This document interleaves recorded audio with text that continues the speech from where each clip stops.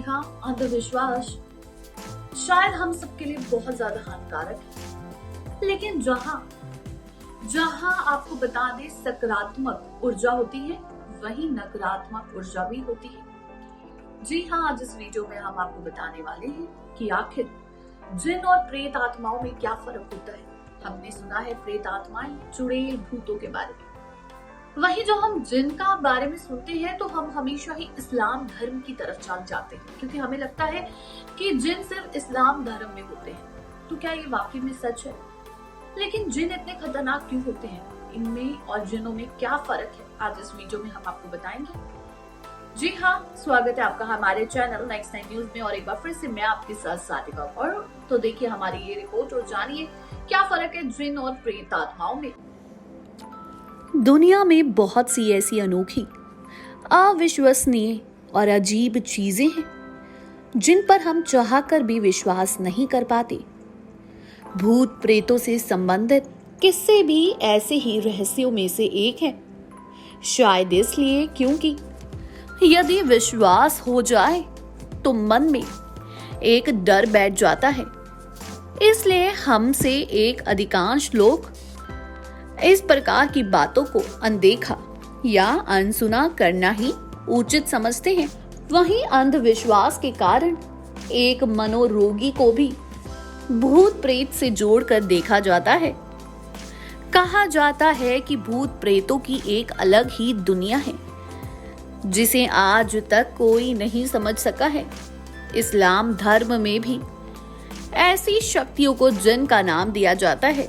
तो आइए जानते हैं कि भूत प्रेत और आखिर जिनों में क्या अंतर होता है।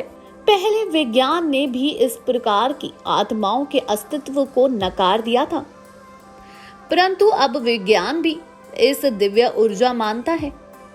यदि तार्किक दृष्टि से देखा जाए या यदि हमारे शास्त्रों में आत्माओं के विषय में जो उल्लेख है उस दृष्टि से देखा जाए तो वास्तव में भूत प्रेत मनुष्य का सूक्ष्म शरीर है, जिस शरीर को अभी हम धारण किए हुए हैं। ये स्थूल शरीर है जिसके अंदर सूक्ष्म शरीर, आकाश शरीर, मानस शरीर, आत्मिक शरीर, ब्रह्मा शरीर व निर्वाण शरीर होते हैं। जब मनुष्य की मृत्यु होती है तब उसका स्थूल शरीर नष्ट हो जाता है, परंतु सूक्ष्म शरीर नया शरीर धारण करता है। इस सूक्ष्म शरीर को नया जन्म तब तक मिलता रहता है जब तक उसे मोक्ष नहीं मिल जाता। ये सूक्ष्म शरीर स्थूल शरीर से निकलने के बाद जब तक दूसरा शरीर नहीं धारण कर लेता तब तक भटकता रहता है, क्योंकि उसकी उपस्थिति हमसे भिन्न प्रकार की है। इसलिए हम उसे भूत प्रेत का नाम दे देते हैं। कुछ आत्माओं को नया शरीर जल्दी प्राप्त हो जाता है और कुछ को लंबी प्रतीक्षा भी करनी पड़ती है। जब मनुष्य ऐसी आत्माओं की उपस्थिति महसूस करता है तो उसे लगता है कि उसके आसपास भूत प्रेत हैं। इस प्रकार जब मनुष्य की मृत्यु के पश्चात उसका सूक्ष्म शरीर एक असाधारण स्थिति में होता है तो उस स्थिति को ही भूत प्रेत कहा जाता है। इसलिए जब ऐसा कहा जाता है कि किसी व्यक्ति पर देवी या माता आ गई है तो ये स्थिति भी समान ही होती है। सामान्य तौर पर इन्हें नकारात्मक शक्तियां माना जाता है जो बहुत ही चंचल और बेचैन होती है। परंपरागत तौर पर ये माना जाता है कि ये वो आत्माएं हैं जिनकी अकाल मृत्यु हुई हो या किसी हिंसा के कारण, दुर्घटना में या फिर किसी ने आत्महत्या की हो। इसी कारण ये आत्माएं अतृप्त हो जाती हैं। यद्यपि ऐसा बहुत ही कम होता है कि इस प्रकार की आत्माएं सांसारिक कार्यों में हस्तक्षेप करे या मनुष्य को डराने का प्रयास करे। इस प्रकार की गतिविधियां बहुत ही असाधारण परिस्थितियों में होती हैं। इसलिए ऐसी आत्माओं या मनुष्य के सूक्ष्म शरीर से ना तो डरने की आवश्यकता है और ना ही इनके अस्तित्व को नकारने की। इस प्रकार की आत्माओं में केवल भारत में नहीं अपितु लगभग सभी देशों में विश्वास किया जाता है। अमेरिका में हैलोवीन मनाया जाता है, जिसमें आत्माओं से संवाद किए जाने की प्रथा है। ताइवान में लोग भूत दिखने का दावा करते हैं। वहीं कोरिया, चीन, वियतनाम और जापान देशों में भूतों का महीना मनाया जाता है। इस महीने में एक दिन घोस्ट डे यानी प्रेत दिवस के रूप में भी मनाया जाता है। मान्यता है कि उस दिन आत्माएं पृथ्वी पर मुक्त रूप से विचरण करती है। तो चलिए इसी के साथ बताते हैं आखिर जिन क्या है। इस्लाम धर्म में इस प्रकार की आत्माओं को जिन का नाम दिया गया है। तो आइए अब जानते हैं कि भूत प्रेत और जिन में क्या अंतर है। इस्लाम धर्म के अनुसार मरने के बाद जो रूहें इस दुनिया में भटकती रहती हैं, उन्हें जिन या जन्नात कहा जाता है। ऐसा माना जाता है कि अधिकांश जिन इंसानों को हानि पहुंचाते हैं। इंसानों को हानि ना पहुंचाने वाले जिन बहुत कम होते हैं।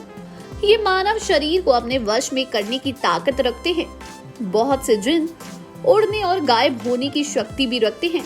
कहा जाता है कि जिन अपने वास्तविक रूप में बहुत कम रहते हैं और इंसानों की तरह ही रहते हैं। शादी करना, बच्चे को जन्म देना आदि इनके भी जीवन का भाग है। ये भी शादी करते हैं, बच्चों को जन्म देते हैं। वहीं ये धार्मिक स्थलों या पुस्तकों से दूर रहते हैं। इनके रहने का स्थान अधिकतर सुनसान जगह ही होती है।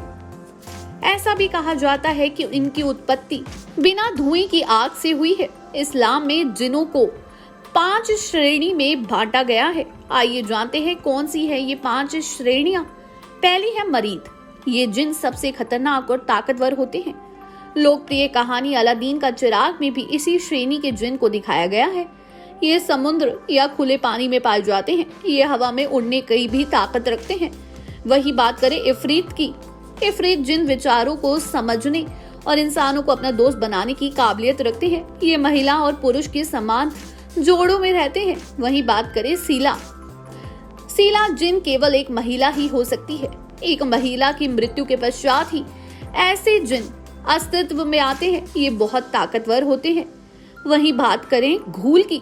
घूल जिन इंसान का मांस खाते हैं और कब्रिस्तान के आसपास ही रहते हैं। ये जिन इंसानों के लिए सबसे अधिक खतरनाक होते हैं। वही बात करें बेताल की। ये जिन इंसानों का खून पीकर ही जिंदा रहते हैं।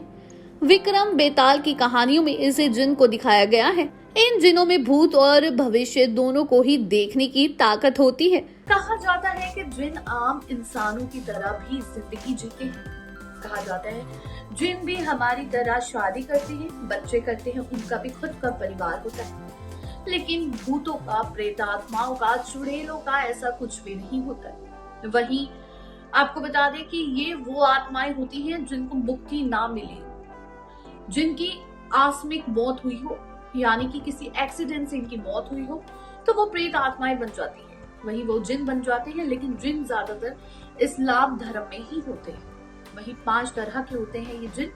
इसके बारे में भी हमने आपको बताया। आपको बता दें ये बहुत ताकतवर होते हैं।